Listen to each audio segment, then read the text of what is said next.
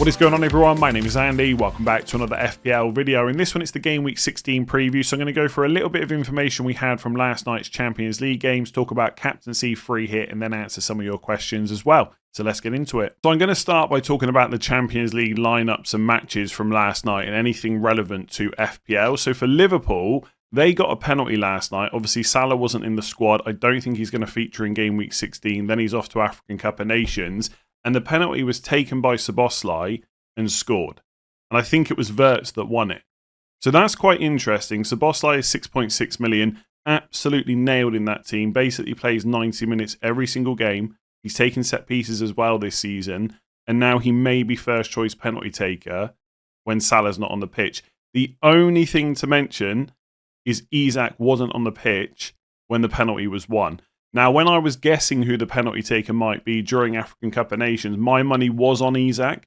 I just thought they'd want their £100 million plus signing to be scoring a few more goals. But Szoboszlai's record is very good.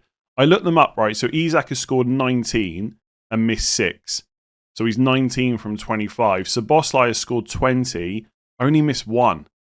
So he's 20 from 21 taken. So there is a chance he will just keep them now. We're not going to know for sure until Isak and Szoboszlai are both on the pitch at the same time and Liverpool get a penalty. But for 6.6 million, there are worse picks out there right now than a guy that basically plays 90 minutes every single match, is on some set pieces, and may well be first choice penalty taker. The only thing to mention with Szoboszlai, he's on 4 yellow cards. So he could get suspended at a moment's notice. But it's Brighton at home, Spurs away, Wolves at home, Leeds at home, next 4. If you're a Szoboszlai owner or you're thinking about buying him this week, then you really want him to get the yellow card this week. Miss Spurs, then have Wolves at home, Leeds at home. By the way, players have only got to get through another 4 games before that yellow card limit is taken up to 10. So I quite like Szoboszlai. He's not really set the world alight in terms of FPL points so far, but given that he's being played in midfield permanently now, and the set pieces and potential penalties and the 90 minutes, like every single game over Christmas, that's pretty valuable from an FPL point of view. So he's a nice pick, but he's not all of a sudden become essential or anything like that. It was Gomez that played right back last night, by the way. This is taken from Google.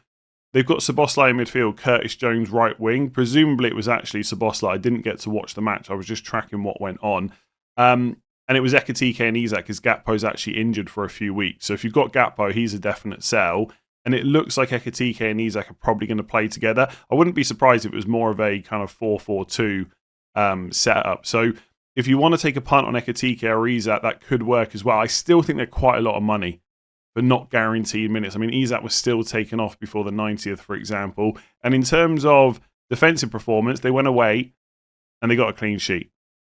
There's been a few games recently where they've kept the opposition down to quite low XG, and the results just haven't come. Like in that Leeds game, you hear everyone talk about it. They were controlling that game for so long. Then Konate makes a mistake. Another one, by the way. And then all of a sudden it just goes to pot. But there are some good defensive performances in there. They do seem to be a bit more defensively solid with the way they're setting up. If you've got Van Dijk, all I would say is don't panic. If you want to sell him, absolutely fine. But I think he's okay to hold for the next 4 weeks. Then you reassess ahead of Fulham away in 20 and Arsenal away in 21. So I'm going to talk about penalties again for Spurs because they got 2 last night in the Champions League. Now, in that starting 11, they had Kudus, Xavi Simons and Richarlison. Now, my money pre-match would have been on Richarlison being first choice penalty taker, but for the first penalty they got, Kudus took it instead.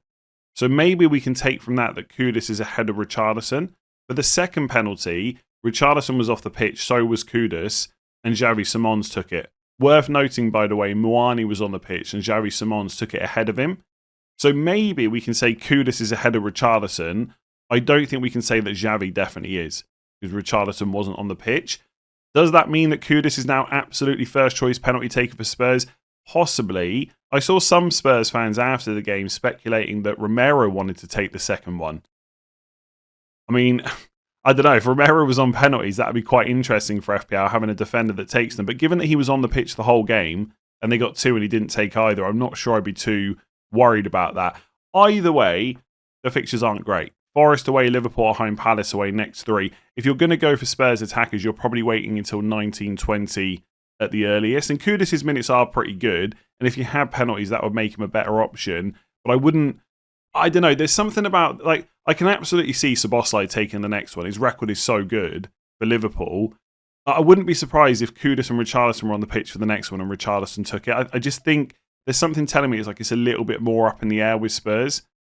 And I just don't want to target any of their players anyway. I just don't think they're that great. The minutes aren't 100% secure for most of their players. Like Kudus is okay.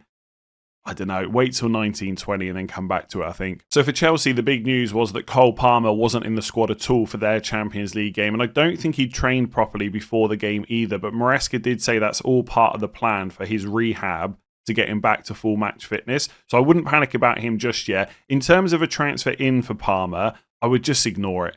Like, he probably will play some part against Everton at home, and I wouldn't be surprised if he starts, but it could be another sub around the 60th minute. I just don't think it's worth it, especially with Newcastle away, and you've got that midweek fixture in game week 19. So if we look at the game weeks then, so game week 18 deadline is Boxing Day, 26th of December. The next one's the 30th of December, and then the one after that's the 3rd of January. So for Chelsea, they basically play 27th, 30th, and 4th of January. So the gaps aren't great. Palmer's not going to start all of those games. In my opinion, you can just ignore him for now. On free hit, you could maybe take the punt if you've got money to spare, but I'll talk about a free hit draft later on. Elsewhere, there wasn't really a huge amount to talk about. João Pedro played the whole game, and Mark Guiu didn't get any minutes off the bench. I've already seen a question basically saying, do you think Guiu will start against Everton? In my opinion, if you have got 5 free transfers and you're hoping that Guiu starts, there's a problem there. I would just let that one go. It's pretty clear that Maresca does not want to use him unless he absolutely has to. Could he start against Everton? Potentially.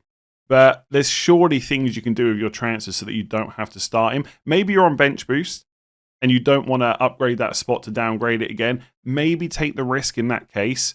But we've got 5 transfers. Can you free up some money elsewhere to go and get Raul Jimenez in or Thiago, and then maybe use a couple of transfers in a few weeks to kind of downgrade that spot again? That's probably more what I would be thinking. So let's talk about captaincy for game week 16. And the big question that I've been getting is, will Saka get enough minutes to warrant captaining him over the default choice, which is Erling Haaland?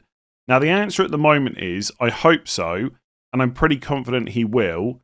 But I guess we'll have to come back to this after the Champions League game tonight to see how many minutes Saka gets. But I'll be honest, I don't foresee Saka playing the full 90 in the Champions League. I think Arsenal are in such a good position. This is surely a game to think about resting players. So even if Saka starts, surely he's going to get subbed early. And the thing that makes me... I've got the armband on Saka, and I'm pretty confident I will leave it there as long as he doesn't get injured. And the reason for that is, after Wolves, they don't have a midweek game. So they play Saturday, 8 p.m. this weekend, and they don't play the Everton match in game week 17 till the following Saturday, also at 8 p.m. There's no Carabao Cup, no Champions League game between those 2 matches. Now, I don't for 1 second think Saka will play 90 minutes against Wolves. Absolutely not. No matter what happens, I'm sure Madueke's going to come on at some point. But against Wolves, I don't think it matters. Like, if you're only prepared to captain Saka, if I'm going to guarantee you 90 minutes, just don't captain him. That's not going to happen. He will get subbed early in that game. Almost certainly. Now, Madueke can play on the left as well, so it's not a guarantee he would get subbed on for Saka. But I don't see Saka playing 90 against Wolves, but I don't think it necessarily matters. Basically, when I watched that Man United game against Wolves in game week 15, there was a few things I was thinking. 1, Cunha, can you please put one of those shots in the net? 2, Bruno Fernandes, you're a legend. And 3, I've got to captain Saka. Like, Man United, for the most part, in that game, made quite easy work of it. There was some spells from Wolves in the first half, and obviously they got their goal as well during the game. But overall, it was quite an easy match. I just think if Man United can do that, what can Arsenal do to this team at home? Like, Wolves at home is probably the easiest fixture you're going to get right now. Maybe you could argue Burnley at home is almost just as good, but Wolves at home is great. They got no game afterwards. They're such a strong team. Like, 70, 75 minutes could be enough from Saka to do serious damage. And it goes back to what I was saying before game week 12. You are not going to get many opportunities to go against Haaland. This feels like a nice week to do it. I did it in game week 12, got away with it. Did it in game week 14, obviously got smashed because Haaland got a 14-pointer. Bruno Fernandes only got DEFCONs. And at the time, that looked really stupid. Then the following week, obviously, Fernandes smashes Haaland. So it is possible for players to outscore Haaland. And by the way, what's quite interesting is we're talking about Haaland as though he's this permanent captain, and he is great, right? Don't get me wrong. I will captain him a lot of times, 17 onwards. But since game week 9, and we've had 7 game weeks, right? In the last 7 game weeks, essentially he's blanked in 5 of them. Now I know against Liverpool he missed a penalty. Had he not missed that, it would have been another 13-pointer. But basically, since game week 9, you've got 2, 13, 4, 2, 2, 14, 2. And we talk about this guy as if he'll never blank. Whereas essentially he's blanked 5 times in the last 7 games. Now, I'm not saying that will definitely happen against Palace. Absolutely not. Even though Palace is a tough team, he'll get chances. But it's not an easy game on paper.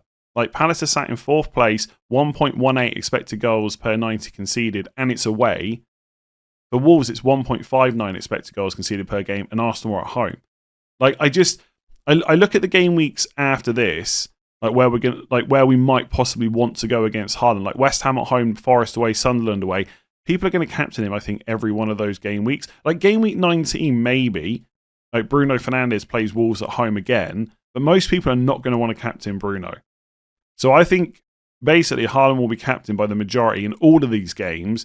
The only one I'm sat here right now feeling somewhat confident about going against is game week 16. So as long as Saka doesn't play the full game tonight, I'm pretty sure I'm just going to captain him. Like, will there be some mild panic on the deadline stream? Possibly. But I actually feel pretty calm about it right now. But it could go wrong, but it is possible for Haaland to also blank. He might not, of course. It might be like the Fulham game, but Palace are a tough side. I guess if you want me to provide a counter argument, Palace will be playing Thursday as well in Europe. So City obviously got Champions League midweek, but so did Palace. They got less rest. Maybe that harms them enough. Where can Haaland score 2 goals against Palace? Of course he can, right?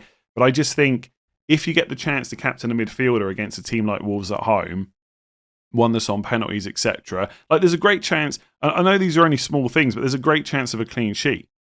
So you're looking at 3 points for Saka straight away. 1 goal is 5 points. That's 8. Couple of bonus. You're already up to like maybe double figures with just 1 goal. Haaland's got to score 2 just to get to 13 points. I'm going to captain Saka. I'm pretty confident in that. I'll reassess after the game tonight, and I'll talk about it in my team selection tomorrow. But yeah, I think so. The only other player really to consider, in my opinion, this week, by the way, and people will mention him now, he's just got a really good score, is Bruno against Bournemouth at home. I don't hate it, but I don't think he's better than Saka. And if I don't captain Saka, I'm pretty sure I'll just go Haaland. There's no one else I would even consider. Like if Gabriel was fit, maybe you captain him against Wolves. That's it. There's no way I would captain Palmer. The minutes are just not there. So for me, it's go Saka or just stick to Haaland. So I'm going to give my thoughts on a free hit 16 draft for those of you that are playing the chip this week. Most of these players are fairly locked in. There's a couple of spots I'm not quite sure about, and I'll talk about alternatives as well. But a lot of these players I quite like. So one thing you have to have is triple Arsenal against Wolves at home. That's non-negotiable. Saka would be the first name on the team sheet this week. So that's nice and easy. I've gone for double defence over double attack. The 2 players I've picked are Timber and Lewis Skelly. So Calafiori is suspended for this game. So surely Lewis Skelly plays. Massive differential. Now, given how FPL is going so far this season, defensive contribution centre-backs are also just pretty good. So if you wanted to go for Nketiah over Lewis Skelly, I completely get it. But I think when you get a pretty much guarantee one of Arsenal's fullbacks going to start, I feel like you take that on free hit. So I would probably go Lewis Skelly. If you want to play it ultra safe, just go for Nketiah instead. And then I've gone for the other fullback, Timber. Now I will say, if Saliba is ruled out of this game, I would pick Ben White instead because Timber will almost certainly play centre-back. And again, he might go and pick up defensive contributions and that's fine. But I think for a game like this, I would take the fullbacks over the centre-backs. So I've gone for Lewis Skelly and Timber. Nketiah and maybe Ben White are worth considering. Could you go double attack instead? Yes. My only concern is the minutes. Like if Marino doesn't start midweek, maybe you take a punt on him instead. If he does start, maybe you go for Gyökeres. But unless you can guarantee who's going to play and how good the minutes are, the double defence just seems a bit safer. And honestly, there's a lot of good attacking picks outside of Arsenal anyway.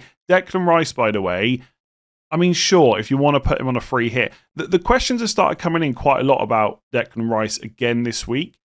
Presumably because he just got a 6-pointer without getting an attacking return, and he's quite high up the midfield rankings. But I mean, he scores 6-3, 4-6-2.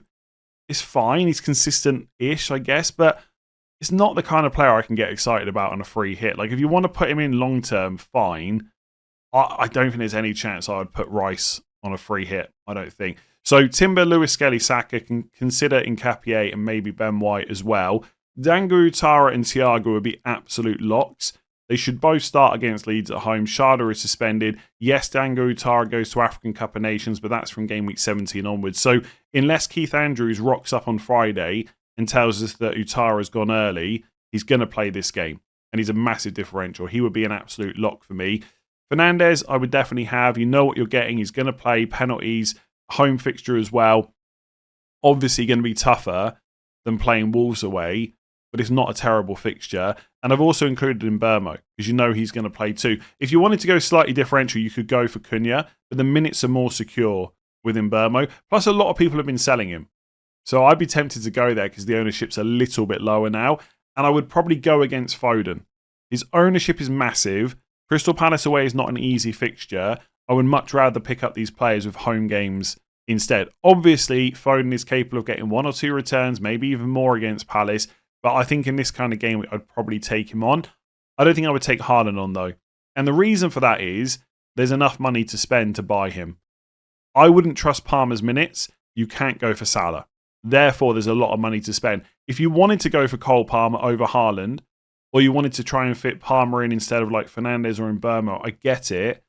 I just, like, imagine if he gets sub pre-60 with no returns again, like last week. I just don't think it's worth it. So Haaland would be in. I've gone for Raul Jimenez up front, Burnley away, nice differential on penalties, absolutely nailed. That pick wouldn't be locked in for me. Originally, I was going to go for a 3-5-2 draft with Szoboszlai. Genuinely, with Szoboszlai, I took him out. Then I saw that he took a penalty in the Champions League. I almost put him back in. So I quite like that as a pick. You could go for Enzo Fernandez, Everton at home as well. And then I've gone for double Chelsea defence, Sanchez and Cucurella. I think Fulham have got better clean sheet odds this week than Chelsea. So maybe you could go for Leno and Anderson instead. But I've gone for the home game with Chelsea, with Sanchez and Cucurella. So home fixtures all round, apart from Raul Jimenez and Haaland. Obviously, you can play with this however you want. You don't have to set up like this. But I think it's a pretty solid week to use the free hit if your team's not looking great. And yeah, quite a few differentials. But actually, do you know what? There's not a huge... I'd say half the team is maybe differential. Like double Arsenal defence is not hugely differential, but the players you can pick are Dango's a massive differential. Double Chelsea and Raul Jimenez. Actually, a lot of the other picks are pretty highly owned, but I don't think you can worry about that. I think you've got to try and just get the most points, and I think that looks pretty solid. So let's get into some of your questions. And this one I kind of touched on in yesterday's video, but it was asked so many times for this video as well, I thought I would include it again. So would a sideways transfer of Mbeumo to Bruno make sense? The answer is yes, but I don't think you need to panic about having to make it this week. If you want to put it off until game week 17, that's absolutely fine. Ultimately, Mbeumo will go to African Cup of Nations 17 onwards, so you know for sure you're selling him next week, no matter what. And Bruno's just a really nice medium to long-term pick. You can put him in and just forget about him. His stats aren't too bad. He's got potential for DEFCONs. He'll always play. He's got penalties as well. He's just a good pick over Christmas. So you can make that move this week or next. It doesn't really matter. I personally think that Bruno is a better pick than Mbeumo. So if you've got the spare transfer this week, I would probably do it. But you don't have to panic about it. If you want to leave Mbeumo in for one more week, then just do it in 17. That's absolutely fine as well. Fernandes has gone up in price already overnight to 9.1 million. I don't know if he'll go up again before the deadline, but if it looks like he will, then maybe that's another reason just to bring that move forward so you get the price rise. Like if you're absolutely sure this is the move you're going to make in 17 anyway, there's no harm in doing it this week. And if you're sat there with a perfect team and nothing to use your transfers on and you've got money in the bank, I would definitely use a transfer rather than burn it, obviously.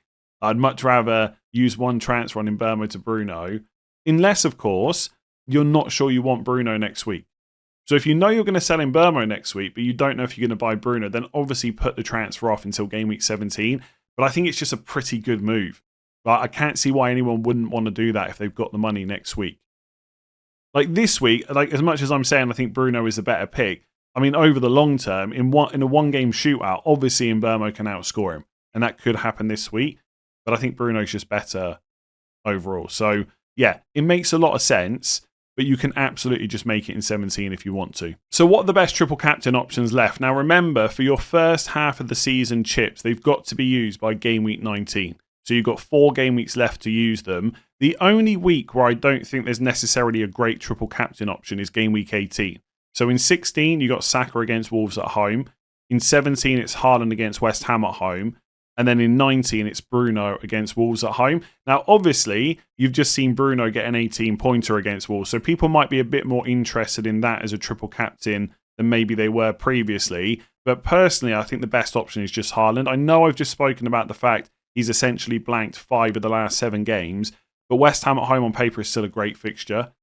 And also, I think either side of that game, HAALAND will probably have a rest. So if you look at the fixtures, they got Real Madrid today, Palace at the weekend, then it's a midweek game, quarter-final of the Carabao Cup. Maybe HAALAND gets a rest in that game. Not a guarantee, but possibly. Even if he doesn't, it's West Ham on Saturday, then they got a week off until their next game against Forest. So there's a break between 17 and 18. So I think the minutes will be good, and it's just a really good fixture. And his goal threat's just been insane this season. So West Ham at home, HAALAND is probably the best option, but it's also worth saying, out of everyone that's got triple captain left, that's probably what they're all thinking as well. So if you wanted to go different, it's one of the other two. I think I prefer SAKA against Wolves than Bruno against Wolves. I think I prefer SAKA in the Wolves game rather than Bruno. The only thing to say about Bruno, he'll play 90 minutes in that whole game. You can't say the same about SAKA. But I think my preference will be to use it this week. So if you want to go different, I'd say SAKA this week if you're prepared to risk the minutes. Otherwise, Bruno for a guaranteed 90 in game week 19. But the obvious pick is HAALAND. That's where I would be using it. If, by the way, you want to use a different chip in 17, like free hit or bench boost, I think that should probably be prioritized because that's a bigger chip to set up. Triple captain, you can just use it quickly on any player any week. So if you want to go for a different chip in 17, then I don't mind using triple captain this week or on Fernandes in 19. But if you're asking me specifically, I've only got triple captain left, when should I use it? I would probably just use it on HAALAND. So is Declan Rice a genuine option now to go alongside SAKA and pivot to double Arsenal attack? Or is double Arsenal defence still the way to go? Rice is definitely a genuine option, but if you're on double defence and SAKA already, I wouldn't be using 2 free transfers to pivot. And I know we've got 5 free transfers right now. There's some teams out there with hardly anything to do. They're almost looking for transfers to make. But even in that case, I'm not convinced that's the best use of 2 moves. Unless, of course, one of your defenders is injured or suspended and you want to come off double defence long term, in which case consider it. But even in that case, right, let's say you've got Saliba and he's ruled out this week, I'd probably just go in Cappier in 1 move rather than use 2 to go to Rice. Like, he's obviously been great so far this season. Like, I'm happy with Bruno Fernandes, who's got 1 point more than Rice and costs 2 million more. So Rice is absolutely a genuine option, but I think you've got to be prepared to just put him in and leave him. Because if you look at his recent game week, 6-3, 4-6-2. I mean, it's fine. It's not amazing, right? You're not, as a non-owner, I'm not really worried about Declan Rice. He's not going to hit these double-digit hauls that often, I don't think. But if you want a 7.1 million midfielder just to forget about for 6 to 8 weeks, then he's a great option. I wouldn't be bringing him in to captain him in this week, put it that way. Like, he doesn't scream double digits that often, but he is a viable pick. I mean, I've set my midfield up like this just for the purposes of this video. So I haven't actually made these moves, by the way. But I've got rid of Van Dijk and I've gone for a midfield of SAKA, Foden, Dewsbury Hall, Fernandes, Cunha. And I'm on double defence. I mean, there is absolutely no reason to use 2 moves to get Rice in ahead of any of those midfielders. Like, he's better than Dewsbury Hall, but he's like 2 million more. You could argue he's a better long-term pick than Cunha, but I'm not going to use 2 moves to pivot that. So if you've got a straight route to Rice in 1 move or something like that, absolutely good pick. And by the way, he's going to miss the Champions League game, I think, midweek, but it's just illness. He'll absolutely be in the team for Wolves, I'm pretty sure, but wait for an update from Arteta. So genuine option, yes. Good pick if you're going to put him in and leave him. But, like, I don't know. I'm considering, I probably won't do it, but I'm considering setting up where I do like SAKA to Foden next week. I probably won't do it, by the way, but I've looked at it. And that would allow me to basically use that Minte slot in my team for a punt every single week or a few weeks. So I might go like Dangu Utara into Semenyo into a Liverpool attacker or something like that. At no point will I think, I'm going to get Declan Rice in this week. Like he's never going to be a 1 week punt material, in my opinion. I wouldn't include him on free hit. He is just that long-term pick that you just leave in. He'll get you DEFCONs sometimes. He'll get you some attack and returns. He takes some set pieces.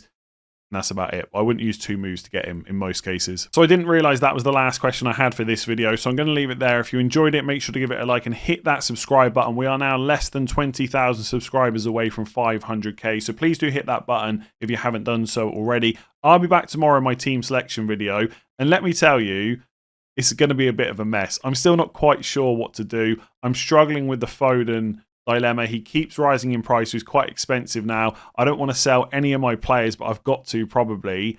I'll discuss it all tomorrow. Maybe the Champions League will help me out tonight. Maybe it'll give me this sudden light bulb moment where I go, yeah, that's the move that I'm going to make. We'll see. Anyway, I'll talk about that tomorrow. I'll see you then. Thanks for watching this one. Give it a like, hit subscribe. I'll catch you tomorrow.